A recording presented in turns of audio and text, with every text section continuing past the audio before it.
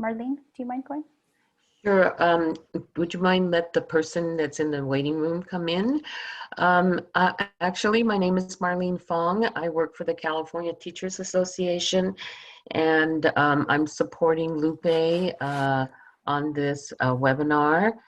And we have another colleague, Adam. Do you want to say hi?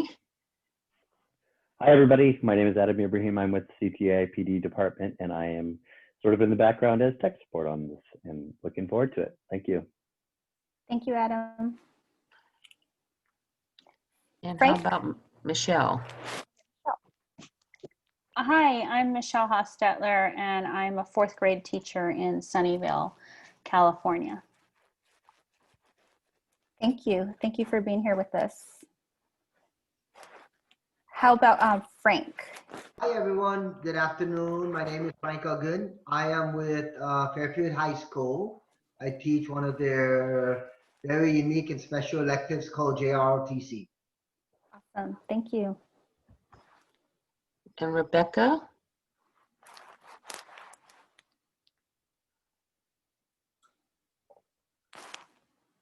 You're on mute still, sorry. I'm sure whatever you're saying was awesome though, because I can see your smile. I doubt it. I'll try this again. It's been a long day, huh? It has. So I'm Rebecca, and I also work for LAUSD over on the west side at Johnny Cochran Middle School. And what else was I supposed to say? That was all, right? That's it, yeah, that's Okay. good. Unless you want to share something else with us. No, just curious to see what we have. Awesome, thank you for being here. And then last but not least, we have Rachel. Hi, I'm Rachel from Pittsburgh Unified School District. Happy to be here. Okay, thank you so much. Thank you, everyone. So we have a little announcement that we're going to be making before we start the presentation. And this is about our distance learning series. This is actually the last week of the October series. So what you see is what we've done this whole month. In November, there will be another announcement going out for the November series, but it will be shortened because of the holidays coming up with Thanksgiving. And we'll take a little hiatus after November's series and think about what we might be presenting in the spring.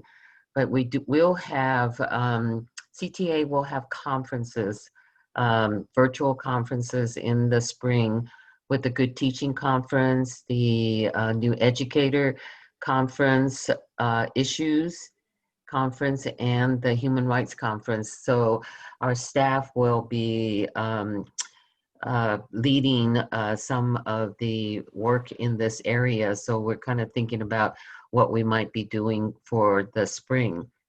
So, but we are in a campaign. So could I have the next slide?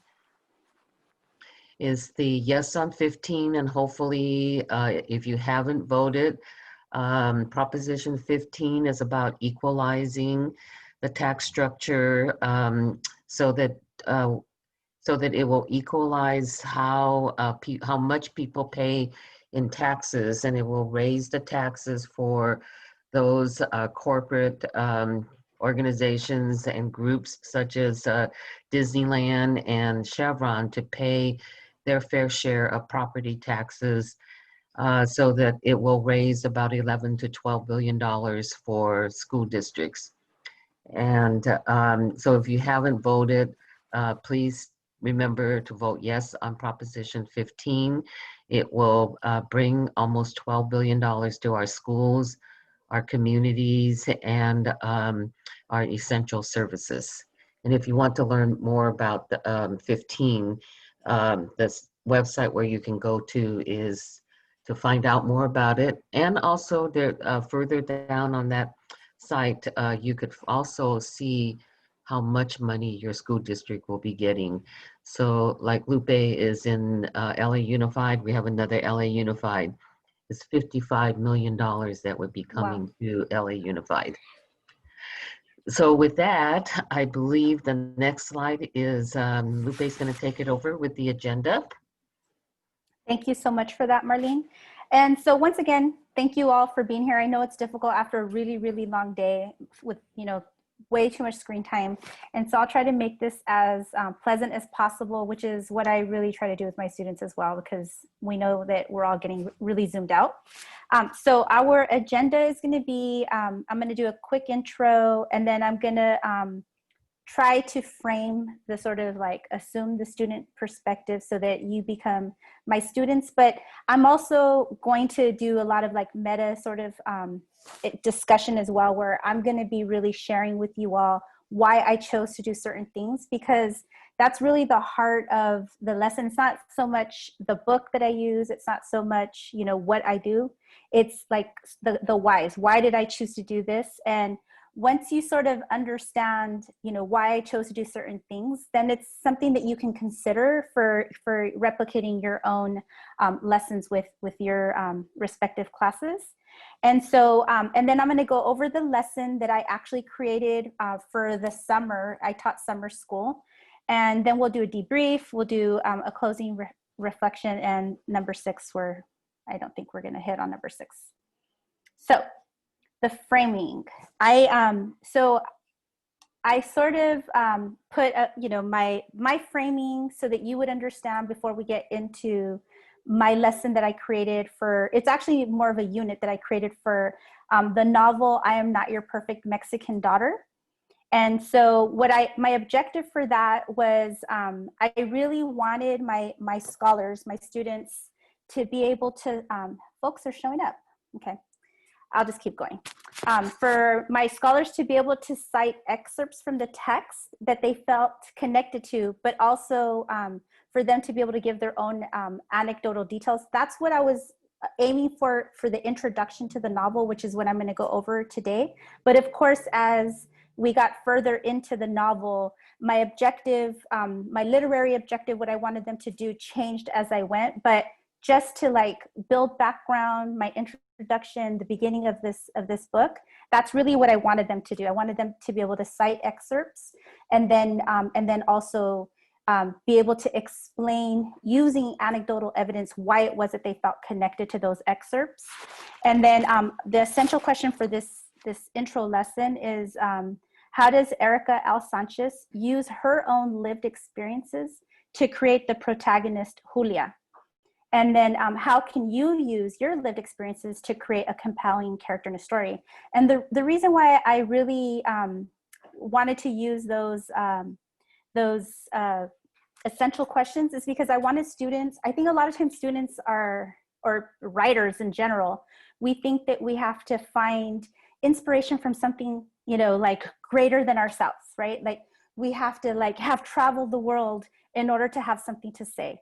And what I really wanted them to see was that Erika L. Sanchez created this, this whole novel, this whole story that was not her exactly per se, but it was her experience that allowed her to create a character very much like her, that taught lessons that she very much thought was important for others.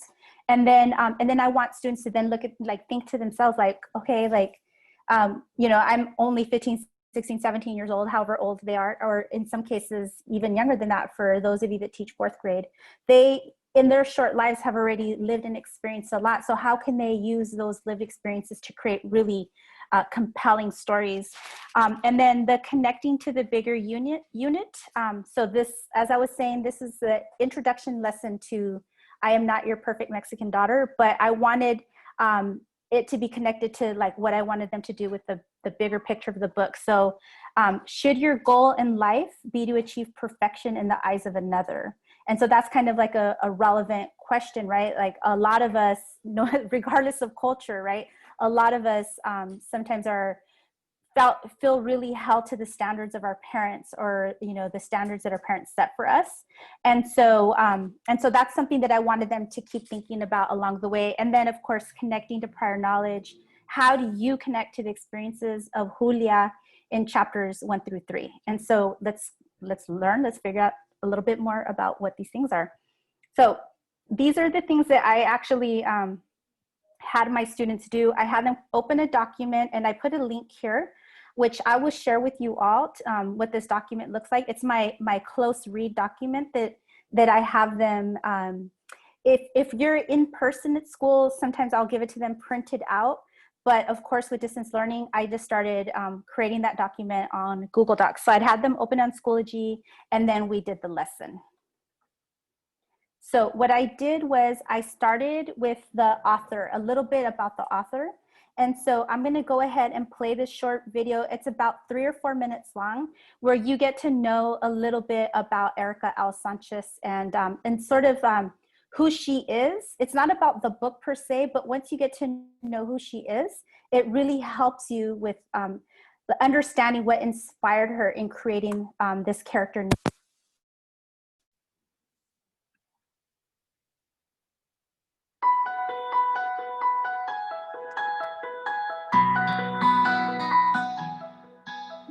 Hi, my name is Erika Sanchez, and I am the author of I Am Not Your Perfect Mexican Daughter.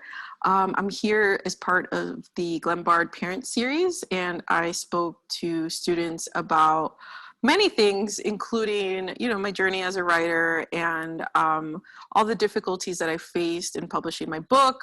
I feel that it's really important for students to know how difficult it is to reach a goal and how important it is to be resilient and to keep going and to accept that there will be times that you will fail. But despite all of that, you should keep going and pursue the things that you love and be who you are and never apologize for who you are. And I think it's really important also to know that if you are feeling alone or afraid, that that's okay, and that you should reach out for help, because there are so many people going through similar things, and there should be no shame in asking for assistance. I myself have struggled with mental health issues. I have struggled with depression my entire life, and it's something that has really defined many parts of who I am. And I feel that I have to speak out about my experiences, because I feel that there are so many other people who have similar situations in their life. And when I was young, I didn't have resources in order to treat my depression. I didn't know what it was called, even. I didn't know anything about it. And so, as an adult, now that I have all this information, I have this experience, I feel that I need to share it with others in order to change the landscape, to challenge the stigma of depression. And to create an awareness that depression is not a choice, it's a mental illness, and that it can be treated with medication and with therapy. And I'm standing here today because of those things, because I have reached out for help, and because I have had medical assistance in treating this problem. Help is available.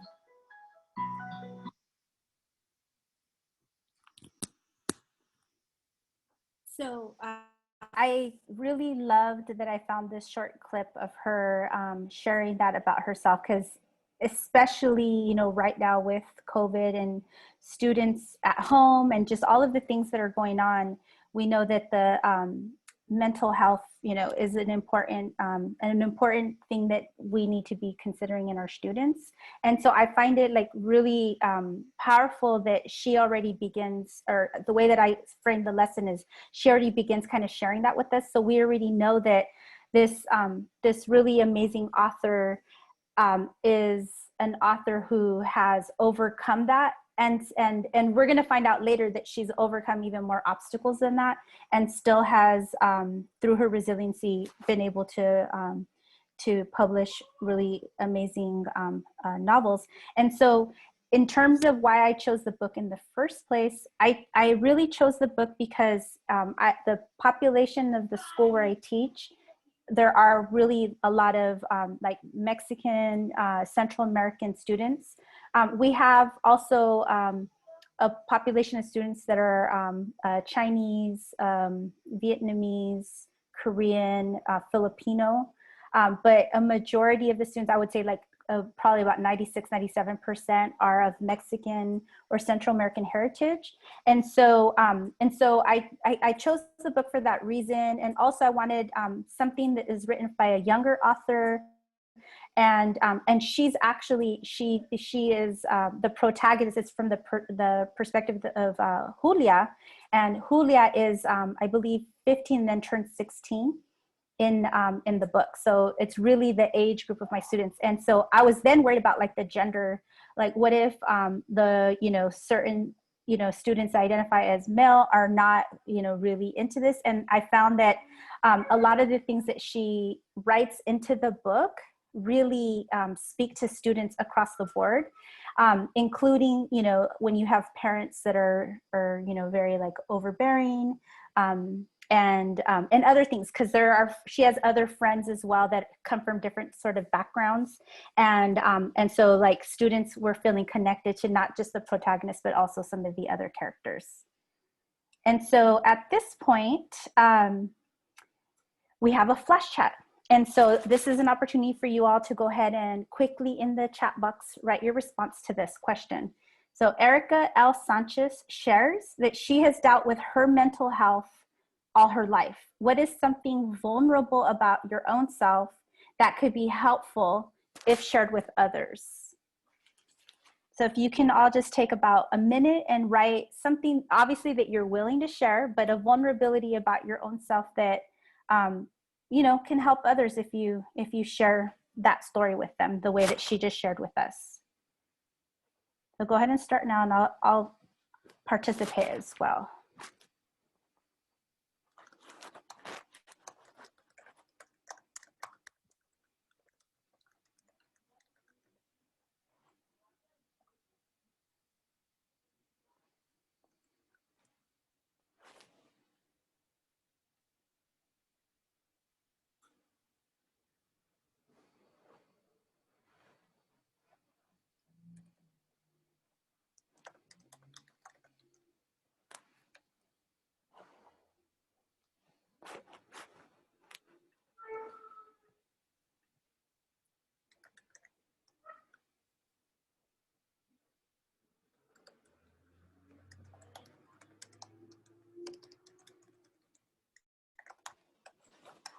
Beautiful.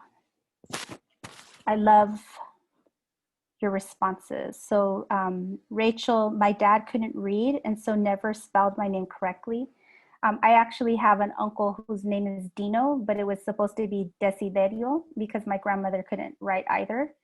And so he ended up with not being named after my great grandfather, but being named after just however she could phonetically sound it out with her skills. So thank you for sharing that. Let's see. Rebecca, that I don't like talking in front of others and have to push myself to do it every day. Oh my gosh, that's so helpful, right? For youth to know that about their teacher who they see presenting every day. A family member has struggled with mental health challenges as well. Awesome. A vulnerability that I have is that I was 18, so this is me. I was 18 when I was a mother, when I was a very young mom. And sometimes that's something, well, when I was younger was really hard for me to share with my my colleagues, my professional colleagues. Family members continue to disgrace other people and they will not stop. Really working at it. Oh my gosh. Yes, I have that in my family as well. Let's see.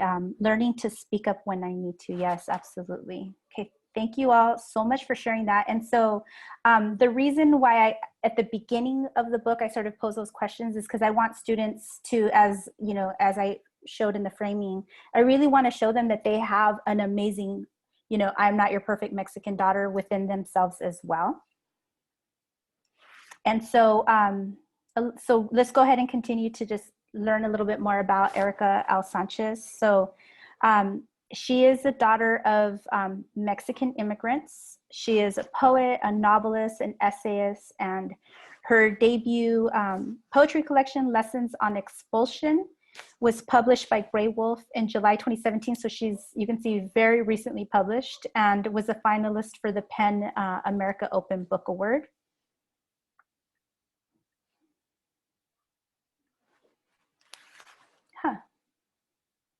what just happened? Oh, there was a link embedded in there. I'm sorry. I accidentally clicked on that link. Give me 1 second so I can get my slides going again. So in case you're interested in purchasing Lessons on Expulsion, the link is in there. So, and you'll have access to these slides when we're done.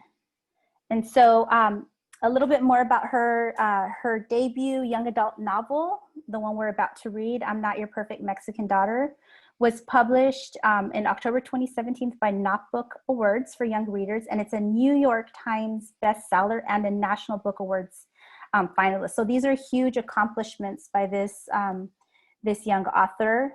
And she was a 2017 to 2019 Princeton Arts Fellow and a recent recipient of the 21st Century Award for the Chicago Public Library Foundation and a National Endowment for the Arts Fellowship in Poetry. And so this, this picture down here shows the others who also were finalists for that award. And then she has recently been appointed the Sor Juana Inés de la Cruz Chair in the Latin American and Latino Studies Department at DePaul University, and is part of the inaugural core faculty of the Randolph College Low Residency MFA program.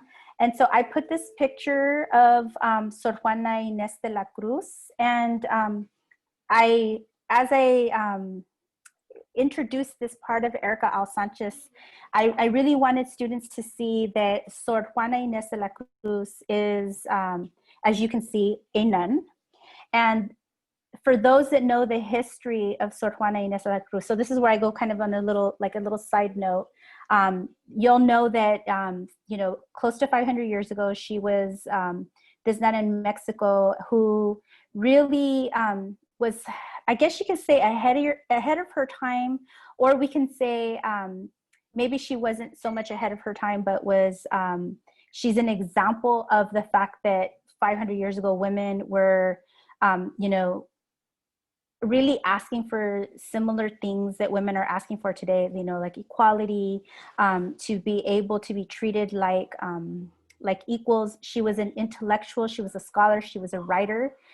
She wrote poetry, she wrote stories, she wrote plays. And in those times, only men were supposed to be playwrights. Women were not supposed to be playwrights. And so she actually, it's an interesting situation with her, because she was going to be married, but because of the fact that her mother was the sort of like a concubine of someone who had a higher status. So she was considered, like, it's a terrible word to use, but the words that were used back then was like a bastard daughter. And because of that, the person who she was going to marry, who in the society was of like a higher nobility, the mother of this person did not let her marry him, so the engagement was broken off. And then, and so this is when she decides to go into the convent. And the reason why she chooses to do this is not so much that, you know, like, you know, Catholicism was like her calling, but it was because she knew she would have access to all of these books and that she would be able to study. And we also have evidence that she was also a lesbian, which, as you know, 500 years ago, you know, definitely wasn't something that folks would be open about. And so there's a lot of really fascinating things that we know about this great scholar woman. And so for Erika Al Sanchez to be given that chair really says a lot about how her work is perceived in literature and in Latino studies. So she grew up, this is really interesting, she grew up in a Mexican working class town of Cicero, Illinois. So it's like really close to Chicago, right? So it says, in fact, her childhood apartment was so close to Chicago that she could hit it with her shoe if she flung it out the window. She probably did not try this, but so she was raised, you know, in a really like also historically significant place for a Mexican American community. A lot of folks don't realize that, because they tend to think of Mexicans being more like closer to the US-Mexico border, but there's a whole history of how Mexicans ended up historically in Chicago and have been there for about a little bit over than 100 years. So as a daughter of an undocumented, this is significant because this is also part of what happens in the books as well, an undocumented Mexican immigrants, Erika has always been determined to defy borders of any kind. And not surprisingly, her clothes perpetually smelled of fried tortillas when she was a child. Her role model was and continues to be Lisa Simpson. As a result, she was a young and sometimes overbearing, but in a cute way, feminist and overachiever. Ever since she was a 12-year-old nerd in giant bifocals, she dreamt of becoming a successful writer. And so once again, as you start to explore the novel, I'm Not Your Perfect Mexican Daughter, even though the protagonist is Julia, it's not Erika, you'll start to see a lot of these characteristics of the author in Julia. This is just, I'm not actually going to go over this, but this is some of her educational background. You know, she's as a young person studying in higher education, she was able to finally leave Chicago, which is something that is significant. Like even here in LA, a lot of my students that I teach now, maybe they came from another country, maybe they weren't, you know, maybe they were born here, but oftentimes, you know, my students don't travel, they don't leave the area where, you know, they're currently growing up. And that is definitely something that Erika L. Sanchez has experienced as a youth in Chicago. You know, she got to visit Mexico a few times, but for the most part, she was stuck in Chicago because of social class. You know, her family didn't really have money to be able to, you know, travel, but also because her parents were undocumented. So the times that she did go to Mexico, she would go on her own.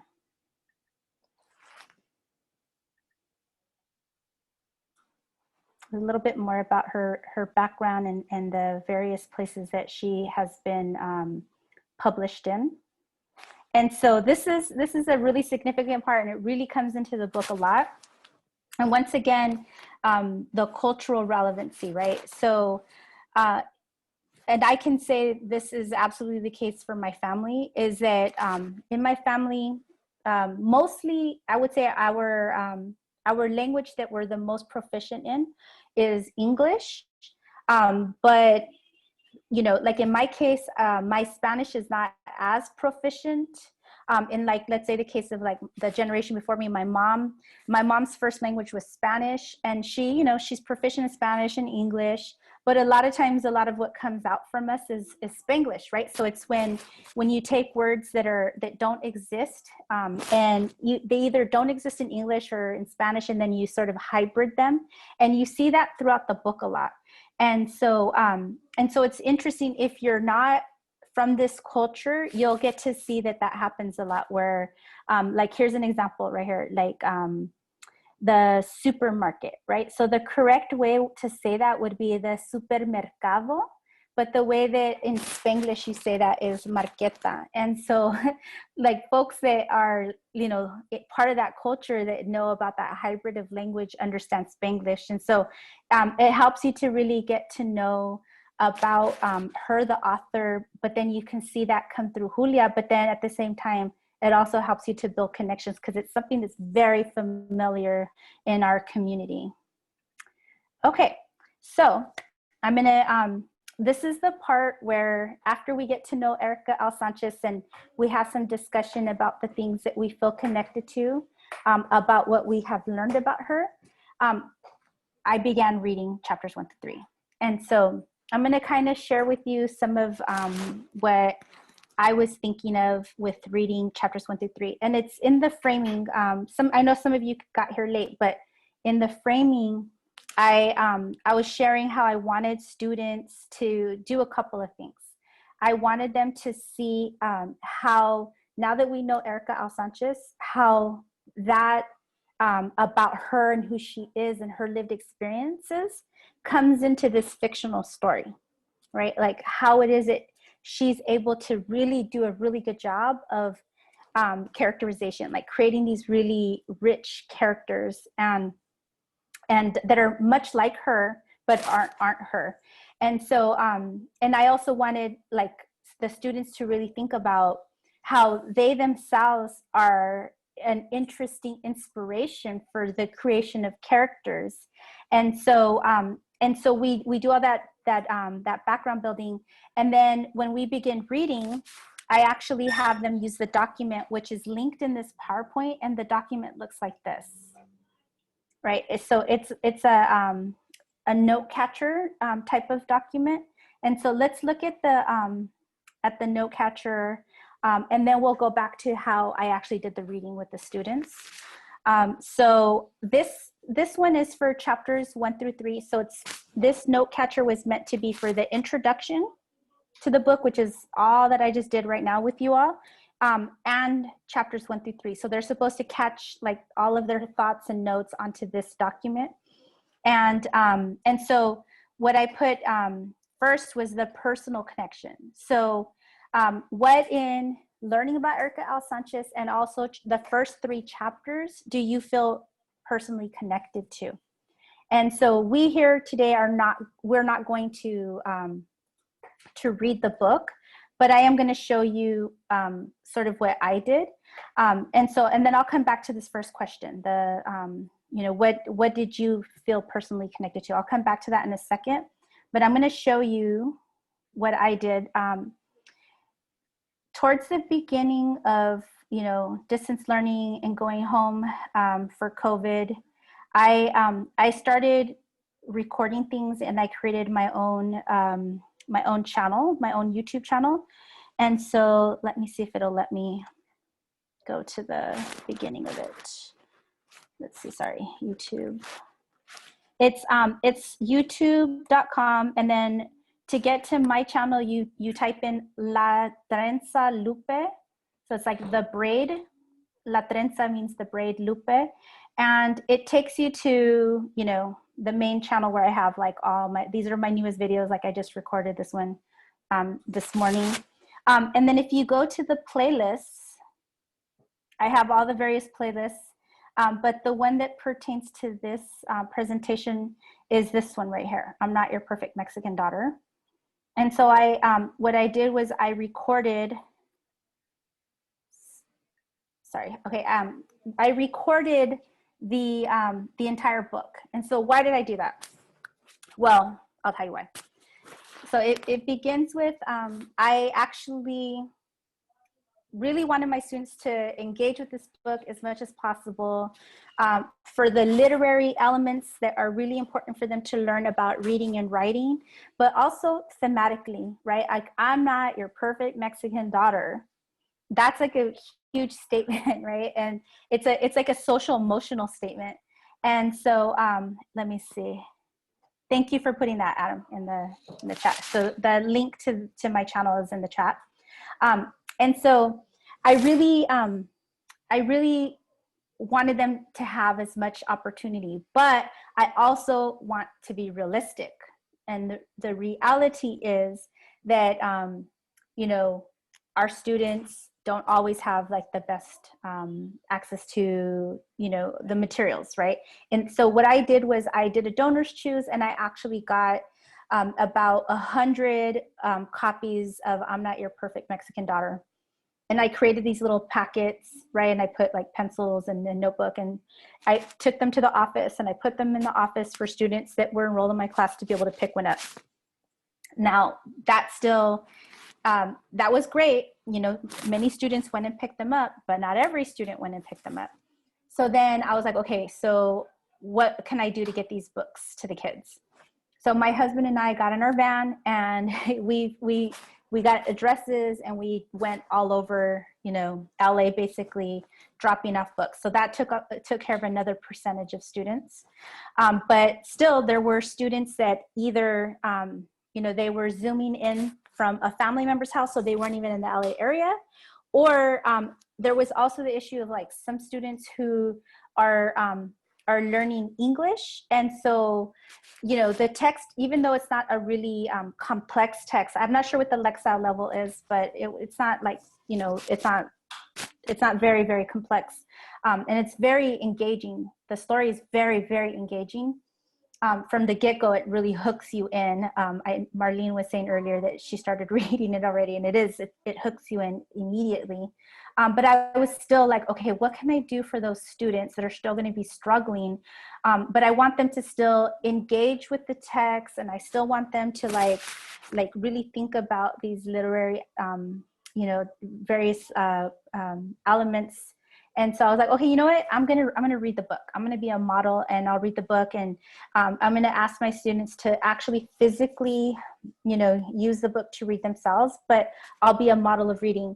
And then that was also for students who never got the book. And it's not the ideal situation, but it was like, I'm gonna do what I can do to get these kids to engage with I'm Not Your Perfect Mexican Daughter. And so what I did is I ended up chunking the book, so you can see here on the channel that like the first one is the intro, and then chapters 1 through 3, and then 4 through 5. So I just chunked it to, chapters that made sense together. And I never read like too much, but ultimately I ended up reading the entire book, and it's on here. And I meant it to be just for my students, but you can see here I have 2,531 views of chapter 1 through 3. So others are using my imperfect reading, but it's still a model that in some cases is better than them kind of struggling with the reading. So I'm gonna stop for just a second. Does anybody have any questions or any comments before I keep babbling on?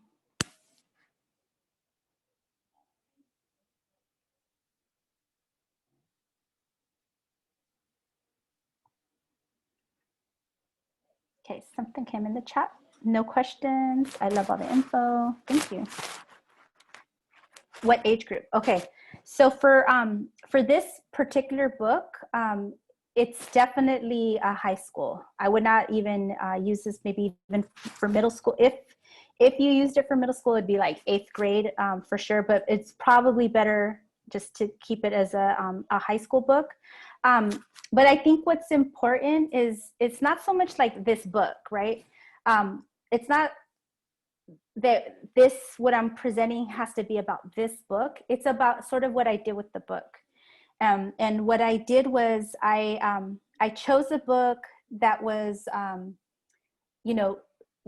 similar to who was in my classroom, right? I was like, okay, who am I going to be teaching this summer in these classes? And so that's when I, chose this particular one. And so, that's obviously something we could do for all age groups. And then what I did was like the sort of humanizing of the author, because I think a lot of times we read a book and we don't really have that context of like who is this? Why are they writing this? And I think the way that I kind of went into, and I did more background building than just what I showed here. I just, I showed other little clips of her speaking, and I wanted the students to really get like that she's extremely talented and she's been successful, but she's not this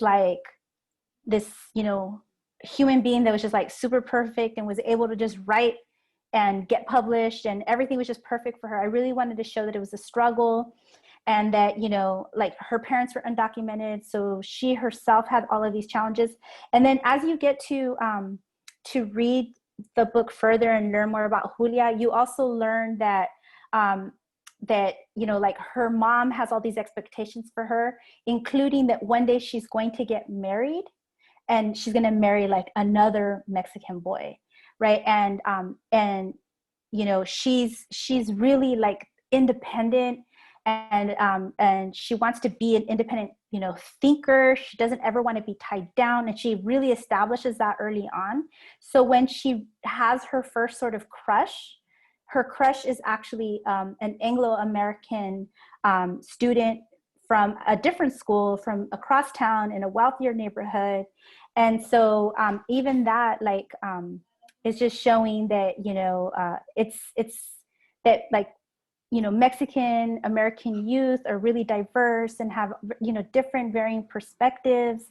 And so I chose the book for those reasons, but you really can do that with like any book, right? That you specifically say, I want this book for my students because it has such and such lessons. And another thing that I would say is it should be something that you also feel connected to, right?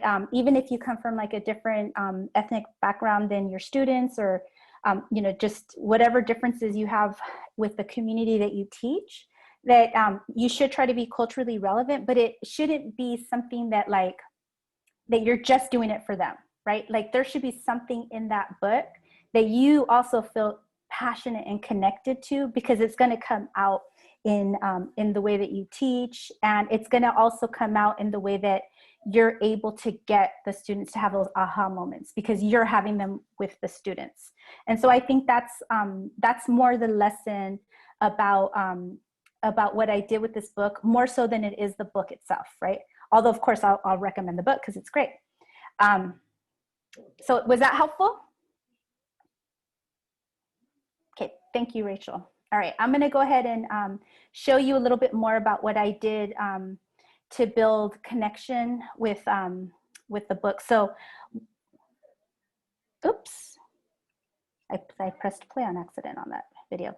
So something that that I did was, after we read chapters 1 through 3, and I gave them, on that close read document, I gave them the space to write their responses to this. So it was like, what is your personal connection? Like what in these first 3 chapters did you feel personally connected to?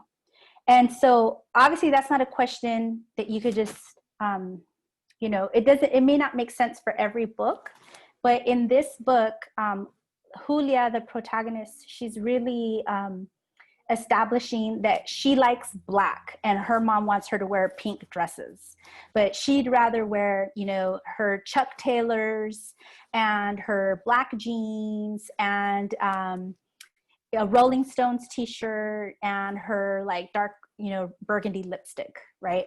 And so she's really establishing that she's not in this perfect mold, this perfect Mexican daughter mold that her mother expects for her. And so this is me. This is a picture of me here when I was actually 15, so about the same age.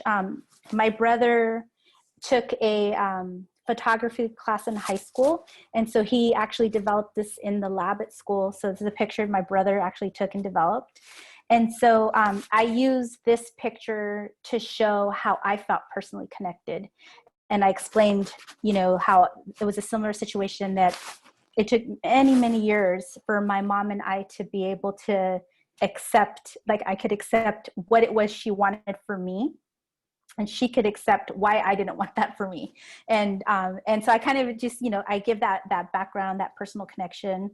And then visuals, right? So in the book, Julia talks about how she loves to go to the Chicago, the Museum of Art, and that this particular painting, Judith slaying Holofernes, is her favorite.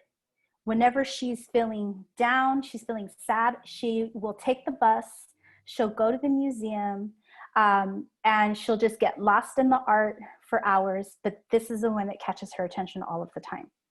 And so, you know, she just talks about it in the book, right? But it's like, what does it actually look like? So I do this a lot when she makes references to plays, or she makes references to artwork. I'll actually show a picture of that, and then like we'll have a discussion, right? So from what we know about Julia, why do you think she loves this painting so much, right? And so what you get to know about Julia is that initially her own sort of desire for herself is to never get married. She says she never wants a marriage like her mother and her father. She never wants to be in this sort of like a state of bondage. Like she has these really like opinionated perspectives. And so then, you know, just you can have a discussion about how this really captures that, right? It's like so beautiful, but there's also this slaying that occurs. And so and then after I kind of, touch on some of the references in a visual way, I then end it with like a close read of a section of, in this case, it was chapters 1 through 3. So it's like, how can I say it? In a perfect world, the students will have read everything, right? From chapters 1 through 3. They will have understood everything. They will engage with everything. But the reality is that's not the reality. And so what I do is I go, okay, of all of chapter 1 through 3, what is something that I really want them to like wrestle with and get engaged with and think about for their own selves? And so I'll like hone in on a paragraph or a little excerpt, and then have them like tangle and play with and get lost in that. And so I chose this paragraph right here from I'm not sure which chapter this is, 1 or 2. And that is actually what I use here in this document, the close read document. I actually ask these questions, like, where does she get this idea of a balloon chasing her? And so then the questions, they are part literary, but then they're part like, who is Julia? And then I also want it to then connect to them. Like, how do you feel connected to this part of the book? And so I do that. So as I showed you in the channel, like I chunked all of the chapters up into like, 2 to 4 chapters. And so for every 2 to 4 chapters, I create one of these types of documents, so that that I know that they're doing like their personal connections, but they're also doing their literary analysis, and then they're doing a close read, so that if they didn't get the full meaning, the full what was going on, at least I know they're grappling with something that I think is interesting or important for them. And it could be, as I said before, like whatever for you is really powerful, that's what you should choose, because then you'll be super exciting and insightful, and then they'll get excited and they'll be able to find their own insight to whatever that is. So I'm at the end of my presentation, and we have like a closing reflection. But when I was thinking of like in the debrief, like what are some things that that I kind of wanted you all to leave with, and so I just went over this, like the close read could literally be for anything. You could decide what it is that is important to do the really close read on. And then, I was doing this for like the relevancy, but also for the literary technique, like what is Erika L. Sanchez doing here in the creation of the plot, or in the creation of the setting, or the creation of these various characters.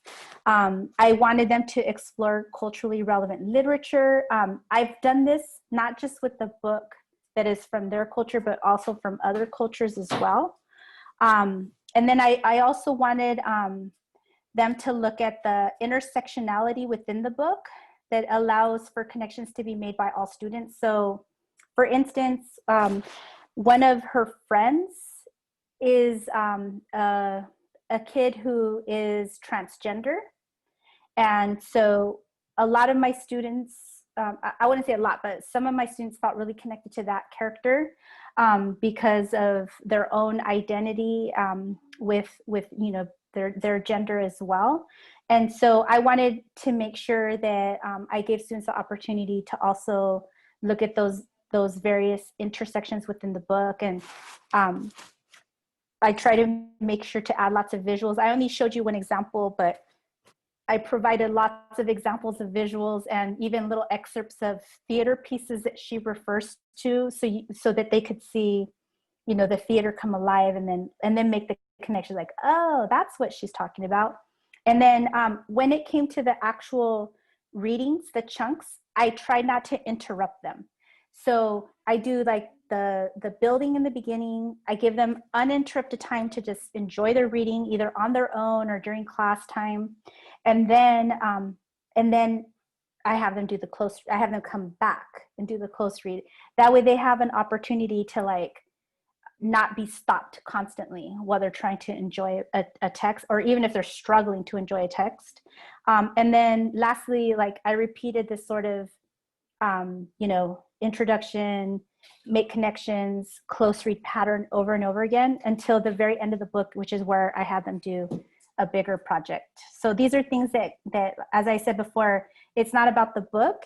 It's about like, it's about what I was thinking when I did the book and how I use the book to try to touch on their, you know, their own lived experiences as much as possible. And hopefully for them to be able to see themselves as inspirational and have like their own stories to share with others. So in the closing, a reflection for you all is, you know, how could you apply this style of engaging with the text in your own classroom? So if you can just take like a minute or two to think about how you would like to sort of do this with some type of a novel or some type of, you know, literature in your own classroom, what would it be? So if you can just share with us in the text, that would be wonderful. And I'm gonna actually stop sharing my screen so that that we can see one another if you desire to turn on your camera. But either way, it would be really interesting to get folks to share nonetheless.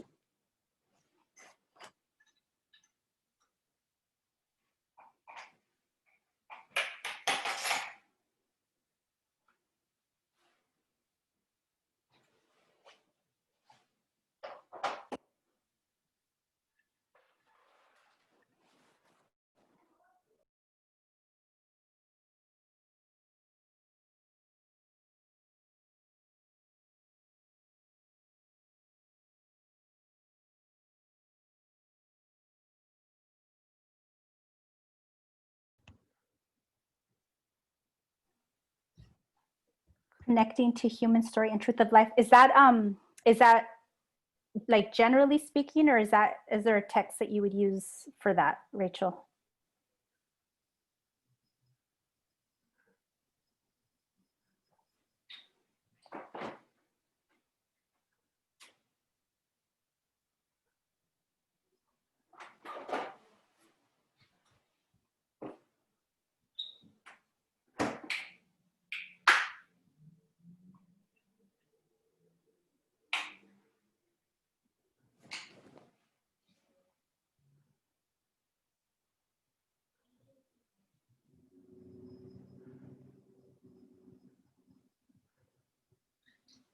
Let's take maybe like another 20 seconds in the chat.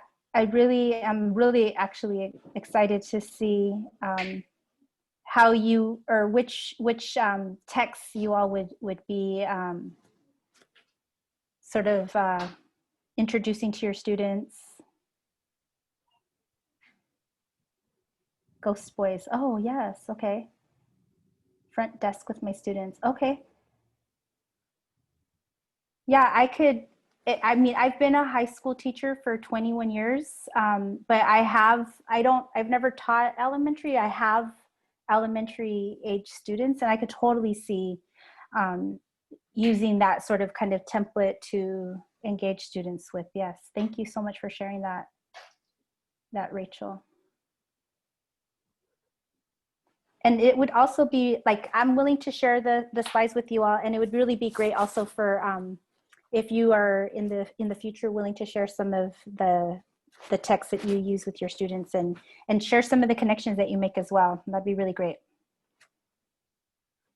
So that takes us to the end of the presentation. If folks can share, I'm really excited to see which texts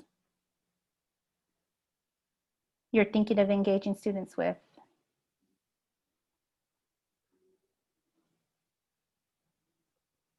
Okay, you work in the library, okay.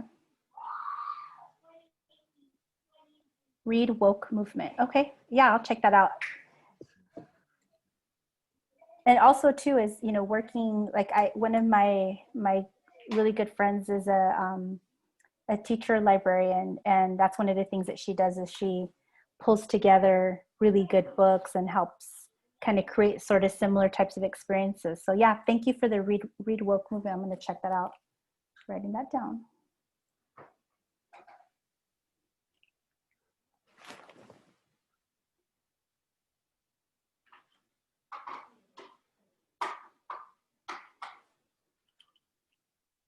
We need diverse books. I think I've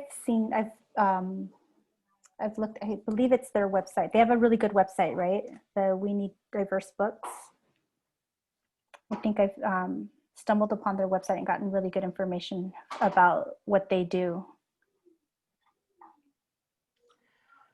On the CTA website, there is a California Reads.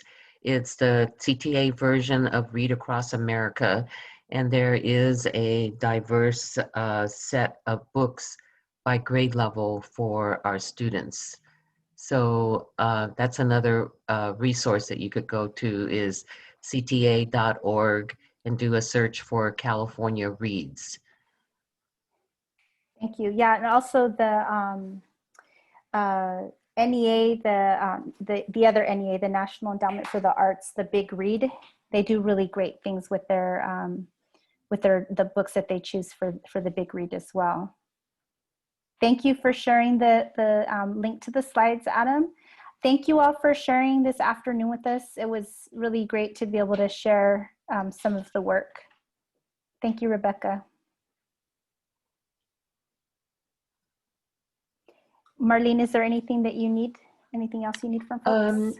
No, but we have a great audience, some insights that we collected here.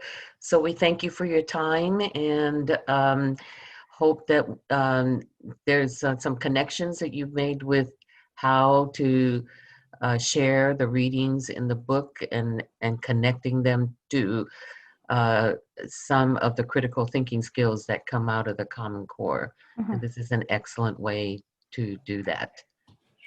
So thank you, everyone. Hope you have a good evening. There's no football game, there's no World Series, and you really will have an evening to yourself this time. And any of you who are Dodger fans, congratulations to the drought. They finally got it. Yes. So it was a good sixth inning that led them to their victory. So Yes, thank you again, everyone. Have a good evening, and we look forward to having you in more of our webinars, and hopefully Lupe will come back and share some more. Thank you, I appreciate it.